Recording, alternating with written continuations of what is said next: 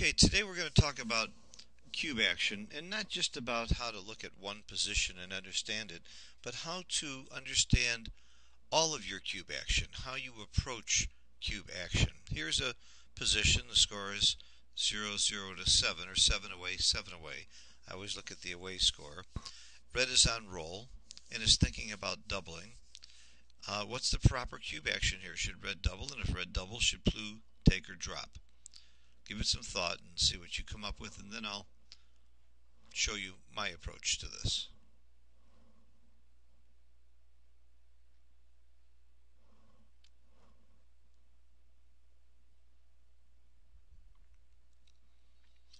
Okay, this is a huge double and a huge pass.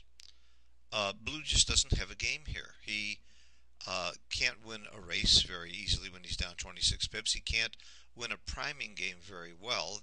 There is a possibility for a priming game, but he would have to hit and make the 5-point and get away with it safely before he has a reasonable chance to make a prime, because even if he makes this outside prime, 6 is escape, and how's he going to bring it home? So it's not much of a priming game. Blue's best game is to get a shot and hit it, and with one checker back, that's hard to do. You're going to get attacked too often. There's pick and passes and pointing numbers eventually. He just doesn't have game here. How do I approach the cube action? First, I ask myself, I always use Woolsey's law. First, I ask myself, what is the take point and price of gammons? And this score in a match, it's pretty much a normal match score. What is a normal match score? I call a normal match score anything that is similar to a money game, which means that the take point's around 25% for the dead cube, around 21.5% for the live cube, and the gammon values are around 0.5 or 50%. And in this game, you could, then the next step again is to use Woolsey's law. Ask yourself, if I were blue, would I take or drop? Well, blue's approach to taking or dropping could be thematic. It could be, pardon me, the approach that I just took. Look at his game plan. He really doesn't have much of a game plan, much way of winning this race. That's one way to look at it. Another way to look at it is to estimate wins and gammons and calculate whether or not you have a take. If you're really smart here and you could figure out that blue gets gammoned about 33 or 34% of the time, you could come up with a gammon adjusted take point. I've got a rule of thumb that I call Simborg's gammon rule, which says that if a person is doubling and they have a reasonable double and they still have a checker or two on their opponent's side of the board, when you're estimating the gammons that will be won by blue, who turns around this game, it's almost always within 5 and 10%. I've almost never seen it higher than 10 or below 5 when there's 1 or 2 checkers back, if there is a legitimate double. Now sometimes, of course, there's going to be rare exceptions and more checkers back. So here's one checker up at the front of blue's board. I would estimate 5% gammons that blue would win. So if you got this right and you estimated about 34% gammons that blue gets gammoned and he wins 5%, let's call it a net of, say, 28% gammons times 0.5, that's 14 gammons. You can take those 14 gammons and add it to the take point of 22 and come up with a net or a gammon adjusted take point of, well, what do we have? 36%. So if that means that blue would have to win this game 36% of the time to win the game, and I don't think he would win it more than a third of the time, and that's why it would be a drop. That's one approach. I think that's a great approach if you have a tremendous amount of insight and knowledge of estimating wins and gammons, and you've done it long enough and you can do it on a very high level and come up with this over the board. There's even a little bit more complicated but accurate way of taking the net gammons. In this case, again, if you had 28 net gammons times 0.5, that's 14 gammons because of the gammon value being 0.5. You could add those 14 to the dead cube take point of 25 and come up with 39, and then reduce that by 1/7. Well, 7 times 5 is 35, so I'd take off about 5.5 or so from 39 and come up with about 35.5% is the gammon adjusted take point. 1/7 that you take off is the cube vig, or the power of holding the cube. That's a little bit more accurate way when there's lots of gammons. But as you can see, in both cases we came up with very close to the mid-30s as a take point, and it would be a drop. there is a better way. I won't say better way. There is an easier way, and it's the approach that I'm teaching very much to my students now, to get away from having to come up with these estimates, which are quite difficult for even the best players in the world to do too accurately for a lot of positions, unless you have a very good reference position that's very close to this position. I mean, I can guess blitzes within 1 or 2% most of the time in a lot of different priming games and so on. I can guess within 1 or 2% in holding games because they're really typical reference positions that I know well and I've studied. But I put in a lot of years of study, and I know those reference positions, and I look at them every day as I'm teaching backgammon. I'm teaching backgammon 4 or 5 hours a day, and I'm going through these positions all the time. Not everybody has the benefit of that kind of study so that they can remember the gammon values even on these reference positions. The top players in the world can, because they have that kind of time. They have excellent memories, far better than mine, and great math skills. And that's why they're the top players in the world. They can do this. But as Kit Wilsey said in one of his articles, he doubts that more than 5 times a match he's doing complicated calculations like that. He's making his decisions based on his knowledge of the position, about thematic answers. So thematically, I can see in this position that blue just doesn't have much game and he's dropping, and I don't have to worry if he's dropping. I know I'm doubling unless I'm too good to double, and there just can't be enough. There's enough ways I can lose this game to where it can't be too good. As you can see, if gammon values are 0.5, you'd really like to have twice as many gammons as the number of games you might lose to be too good, although that's not always true because it applies on the next roll if you have any bad rolls. Well, red's got a lot of bad rolls on the next roll. What happens if he doesn't make this point or doesn't get out? And blue rolls a 6, or blue makes this point or starts hitting him. There's all kinds of ways you can see where red might not roll well on the next roll. I also see a lot of very good rolls. I mean, if he rolls a double 5 or a 5-4, it's pretty much gin for red, unless blue comes in with a 1-6 or a double 1 or something that's really impressive. But you just don't see much of a game for blue. Well, whether you got this right or wrong, here's how you can be more accurate in more different positions. You know this is a pass now. What would make it into a take? What do you think would make this a take for blue? What if blue had 2 checkers here instead of 1? How do you think that would change the game? Would that make it into a take? Or would the additional loss in pips, taking him down to a 35 pip deficit, make it into a bigger drop? What do you think? Well, whether you know or not, think about it. And this is the kind of thing that's going to help you recognize patterns, recognize triggers that will tell you whether or not you have doubles and whether you have takes. With these 2 checkers here, blue gets gammon tremendously less than with 1 checker there. He is able to stay and hold this position and wait for the shot now, and he can probably win the game a lot longer because of that. With 1 checker back, if his game plan was to stay and get a shot, it's going to get very hot for blue in here pretty soon when red comes down and brings some checkers down. It could be very, very sad to be here with 1 checker. With this anchor now, he's got a game that he can play. He's got a game that he can hold for quite a while. This makes it into a big take. And when it's a big take, again, using Woolsey's law, when my opponent has a big take or a take at all, how do I decide whether to double? Well, the process that I use is, I think, pretty much universal for all the good players, and that is, if your opponent is taking, there's only one really good reason to give the cube when you know your opponent is taking, and that is if you have too many market losers. If there's too many rolls that on the next roll your opponent is likely to drop. How many is too many? Well, it depends on how good your rolls could be. The score changes things, but generally speaking, I never really knew this. I never really understood how good is too good. I mean, how many market losers is too many market losers, until I learned John O'Hagan's law from him a few years ago, and I teach it religiously now. In a normal match score, if I lose my market 25% of the time, or about 25% of the time, I'm probably giving away too much equity if I don't double. So, do I have 25% market losers? There's 36 possible rolls. Do I have 9 rolls that lose my market? Well, I have 17 sixes. If I make this point, do I lose my market? I don't think so. Not if he points on me or hits me here. It's a pretty good roll, though. If red comes out and goes to safety. Have I lost my market? Not unless he goes to safety and covers this. So there aren't that many great rolls, but what about when you're looking at market losers? You also have to count anti-market losers, rolls that are really, really bad that give your opponent a very strong position. And I can see that.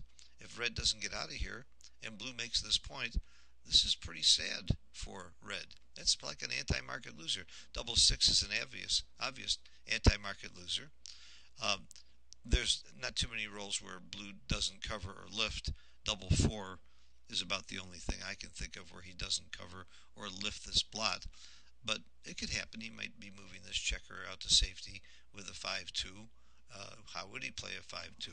Well, how would you play a 5-2? That's part of your analysis, is to see how you move the checkers around, how this game is going to unfold.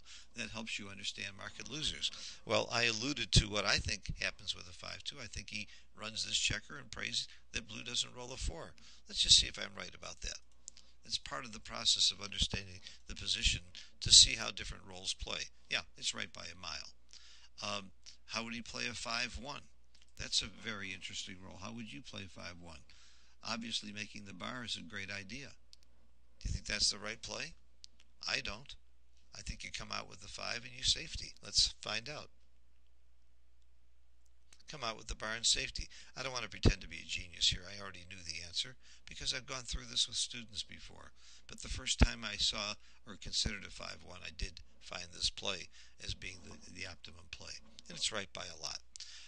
My point, though, is that we've changed this game into a huge take, and it's not even a double. And it's important to see this effect. Look at this. It went from a pass, a 9% pass, to a 57% take. It went from a double to no double to put a second checker back. You get a feel, a thematic idea of this kind of position by making these changes. Let's make another change and see if we can turn this into a take. What if red was back here? Does that make it a take now? Well, certainly we have improved blue's game and hurt red's game when we did this, because now it's not going to be quite so easy for red to get out of here. He can get stuck until he rolls a 4 and then hops out with a 5 or a 6. In the meantime, blue might make this point or this point, and because blue's down so far in the race, blue could hold his prime a lot longer than red can hold his, probably, if blue's successful in keeping his prime. This, again, makes this a big, big take. How many market losers do I have if I'm red? Wow, that's hard. I don't see very many at all. You got to come up with a 4 something. I guess double 4 or a 4 or 5 coming up and hitting and not getting hit back would be a market loser. But there's not that many parlays. There's not that many, when I say parlay, there's not that many combinations of rolls, of red's roll and then blue's roll. Both of those things happen before the next roll that create a market loser. So I'm sure it's a take. I'm not sure it's a double from here. I really am not sure. Let's find out. Not sure is the right answer if it's close. And by the way, again, I already know this is a not sure answer. That not sure is the right answer. It's close. 0.003, no double. It's close. So you might choose to double here for other reasons if you have a player that you think is likely to drop. As a matter of fact, if you get a drop 0.5% of the time, it's right to double here. But changing the features makes you understand these positions well. Let's do something else. This is a bare no double. Take a look at this. Now blue's prime is disjointed. Now red doesn't have to get up to here to start escaping. Just rolling a 1 or a 2 gives him a 6 something to escape. This made blue's games much worse. So if it was barely a no double in the last position, I guarantee you this is a double. It was a huge take in the last position. Is it a take now? It's got to be a take. This couldn't have hurt his take that much. I'm not estimating wins and gammons here. I'm not doing fancy math. I'm using these patterns, this recognizable theme of what's going on, and I'm looking at thematic plays or thematic checker movements to help me decide if it's a double or a take. This is how you get good at understanding these positions. You're not going to see this exact same position for a long time. And when you do, you may not remember it. But there's lots of positions that are not too dissimilar from this. And you'll recognize that a broken 5 prime is much, much worse than a solid one. Or one with one break is much better for blue than one with 2 brakes. You understand how much better it is to be up at the edge of the prime here. This has got to be a pass. Big pass. Let's go back to this one. That's a double and a take. Let's put blue down here. How much worse is blue? We know it's not as good for him to be on the ace point as on the deuce point. We know he had a big take. I'm sorry, on the 3 point. He had a big take when he was on the 3 point, and it was a double. Is it still a take? Well, this isn't so horrible for blue. He's less likely to get attacked than he was here on this next roll. If red wants to attack him down here, that ain't so hot compared to here. So here, this checker was really much more vulnerable. I still think it's got to be a big take. Let's see.